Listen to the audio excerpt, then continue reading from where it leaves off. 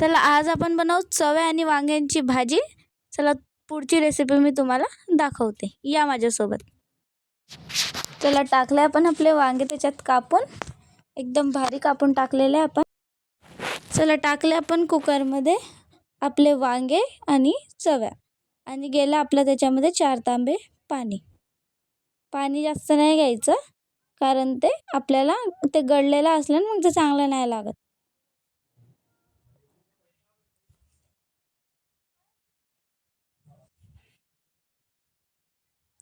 आणि घ्यायचं त्याच्यामध्ये 1 चम्मच मीठ. मीठ पण नाही जास्त घ्यायचं, खारं होतं. आणि याला 5 शिट्ट्या होऊ द्यायच्या आणि झाकण लावून ठेवून द्यायचं. आणि पुढची रेसिपी चला मी तुम्हाला दाखवते.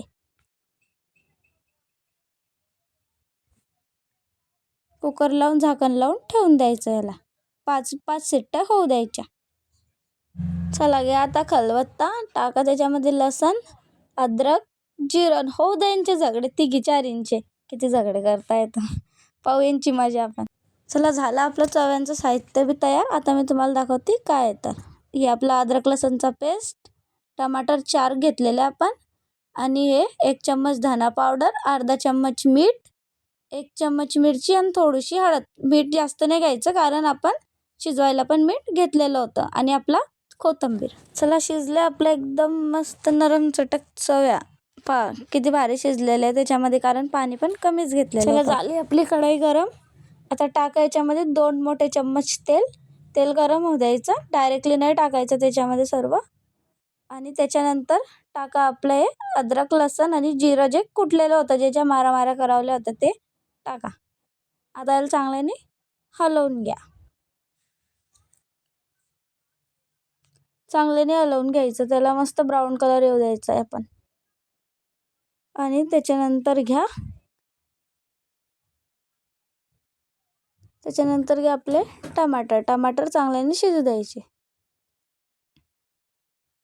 चांगले नरम टमाटर त्याच्यात होऊ द्या. चांगल्याने हलवून घ्या टमाटर पण. आणि घ्या आता त्याच्यामध्ये आपला हे मसाले, लाल मिरची, धना पावडर, हळदी, मीठ. याला चांगल्याने हलवून घ्या. याला पण चांगल्याने तेल सुटू द्यायचं चांगलं.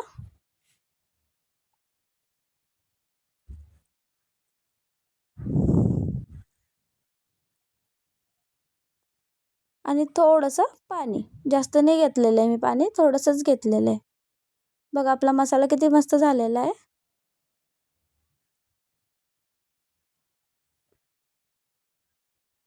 आणि आता याला टाकला आपण गरम मसाला. गरम मसाला पण जास्त नाही घ्यायचा. बघा झाला आपला एकदम भारी मसाला तयार झालेला आहे. आणि टाकले आपण याच्यात आपल्या चवळ्या, जे शिजवून घेतलेल्या होत्या आपण. चवळ्या शिजून घेतलेल्या होत्या त्या टाकल्या आपण कुकरमध्ये. आता त्याला चांगल्याने हलवून घ्यायचा. बघा त्याला कलर किती छान आलेला आहे.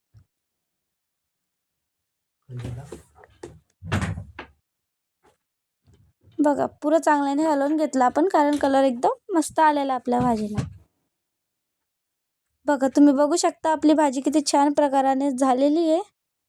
झाली आपली भाजी. चला या तुम्ही पण जेवायला. आणि कॉमेंटमध्ये मला विचारू शकता तुम्ही, काही अडचण आली तुम्हाला रिप्लाय भेटेल माझ्याजवळून.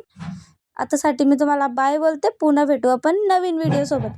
तोपर्यंत माझ्या व्हिडिओला लाईक करा, कमेंट करा, आणि मला प्लीज गाईज मला सपोर्ट करा. मी नवीनच चॅनल ओपन केलेलं आहे. बाय.